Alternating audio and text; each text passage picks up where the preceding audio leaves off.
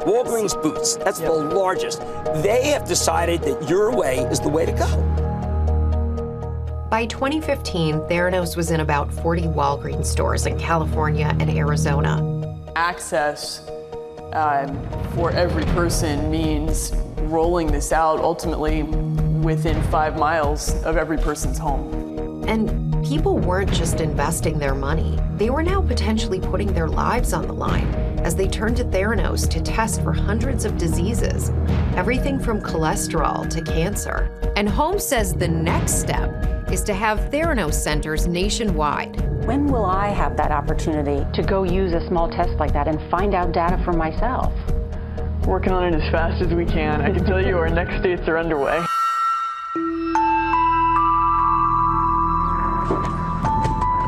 One of the new patients was Sheri Ackert, a wife and grandmother, when she began the fight of her life. I first was diagnosed with breast cancer back in 2013. I had the bilateral mastectomy in the beginning of reconstruction.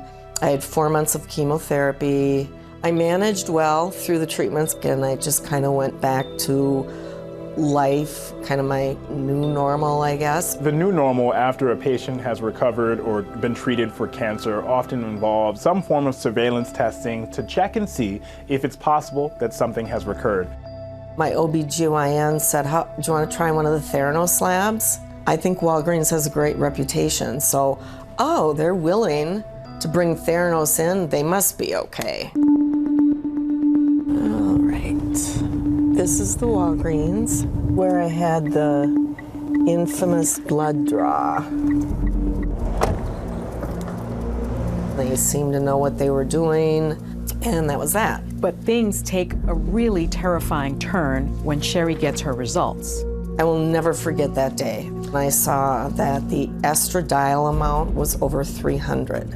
I also called my oncologist's office, and the nurse called me back and she said, I am so sorry, that's not good. There could be a tumor growing somewhere. That's where your alarm buttons kind of signal more, because then you're saying, why is this value so abnormal right now? Did something happen between then and now?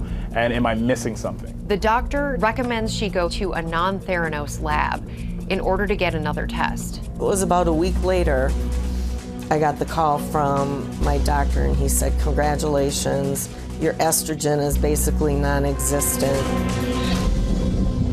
Hi, Ben. There's no new tumor, no cancer. The tests were off by hundreds of points, and Sheri says she reaches out to the company and doesn't hear anything back.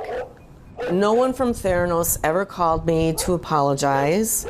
That's the least you can do when you mess up so badly. Not okay. And it turns out this isn't an isolated incident. Retired dentist Mehrl Ellsworth needs to get his PSA level checked to screen for prostate cancer. My physician said there's a group called Theranos at Walgreens, run by and get your finger pricked. A normal reading for PSA tests is you want to keep it under 4. The results were 26.1. Very concerning. When you see a value that jumps up that much. To suddenly be confronted with something that was about 1,300% off normal, that was not the happiest news when I first heard it the first time.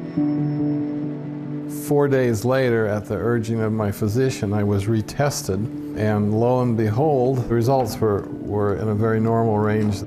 Out of an abundance of caution, his doctor suggests a third test. Test number 3, which was again up in the 20s, something's not right.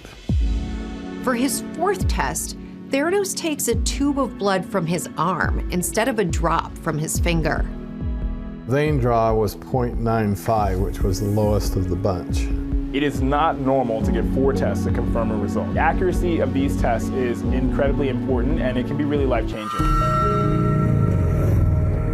Over time, the complaints from customers start coming in. What those customers don't know is that employees on the inside are having real concerns too. Erica Chung starts working in the lab in 2013, and this is your first job out of Berkeley.